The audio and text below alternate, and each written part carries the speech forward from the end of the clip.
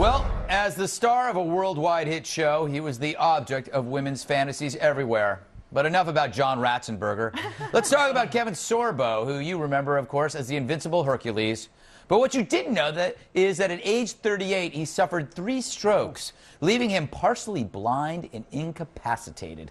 It's all detailed in a new book called Strength, My Journey from Hercules to Mere Mortal, and how nearly dying saved my life. That's a long tag. Hey, Kevin.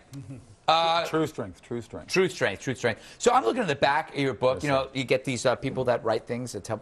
You have quite an array of people. You have Wayne Gretzky, Joe Pesci, and Bret Michaels and Meatloaf.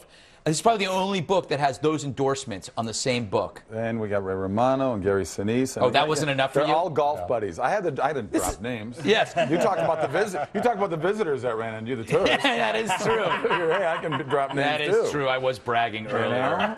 I'm glad you dedicated it to your wife Sam, a lovely person. I did. Yeah. Short for Samantha.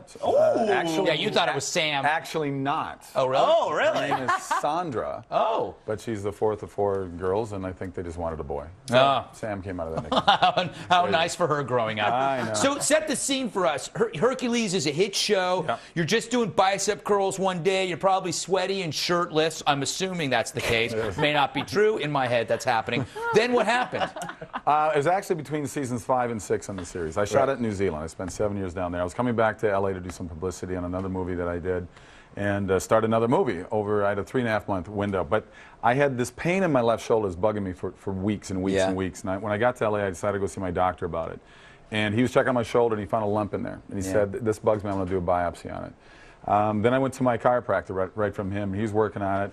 And when I left my chiropractic office, I'm driving, and I was like 2 minutes away, and all of a sudden I had 2 very loud pops in the back of my head. Wow. Very loud. My vision went, and it was all over the place. I had this sensation I was falling backwards and couldn't stop falling backwards. I called my fiancée, Sam. We weren't married at the time, and I said, I got this going on. She goes, I'll come pick you up. I said, no, like an idiot, my ego wouldn't admit that something was really wrong. I drove to her house. By the time I get there, I had another couple episodes in my head, and I had another blood clot that went to my brain that did my balance again, and the fourth one went to my speech. I started slurring my speech. I looked at her, and she said, I got to get to the hospital. That one dissolved and went away, but the other 3 stayed with me. This aneurysm exploded. I had hundreds of clots going down to my arm. The doctors freaked out. They pumped in heparin and Coumadin to try to get the blood clots to dissolve. They're worried about losing my arm. But the residual effect was that I had these 3 strokes, and I went from a guy that was probably in better shape than most 20-year-olds to a guy that was 90 years old. You know, the lesson here is don't go to a chiropractor. You know what? There was part of it was in there. I believe part of that has something to do with it, and that's a whole different segment we can talk about. I don't have much time, but what did you learn, and why should people buy this book? You know, it's a story. It took me 3 years to sort of fight back and get back to feeling normal again. It was a long recovery. I had to learn to walk again. It was brutal. It was tough on my ego. You had to learn to walk again? I had a big balance problem. Jeez. Big balance problem. And I still have a 10% loss of vision in both eyes. But what I learned is that basically everybody has a story, and everything, you know, all of us one day, one thing we have in common, unfortunately, we're all going to die. Yeah, except for me. Okay, but anyway. I think. I learned that, you know, I wanted to pass on something positive to people, and this is an inspirational story. It's a love story. It deals with meeting Sam and having her come into my life and pushing things along and being a big proponent for my recovery. But it was...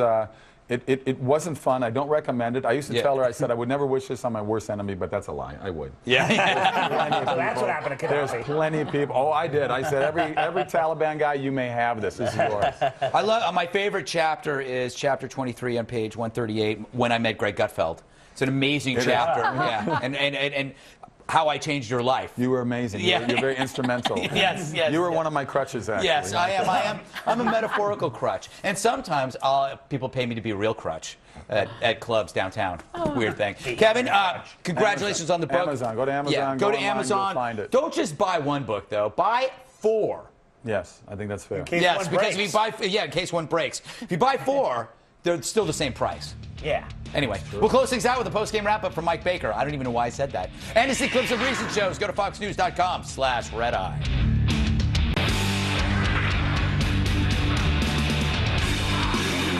Back to Mike Baker for the post-game wrap-up. Excellent. Let me open up my spiral notebook to the post-game questions. Remy, I heard you argued in favor of family values in the New Jersey Supreme Court last week. Thank you for asking. Yes, the government's trying to compel a wife to testify against her husband, and I argued in the Supreme Court last week on this issue. Nice, nice. Kevin Williamson, who hates you this week? Oh, I think Herman Cain, because I really don't buy 999, and I'm not sure where to hire him to run a pizza company.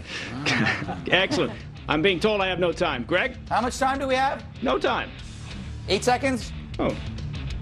What do you guys want to do? Let's do A-Block again. Go to kevinsorbo.net. We're done.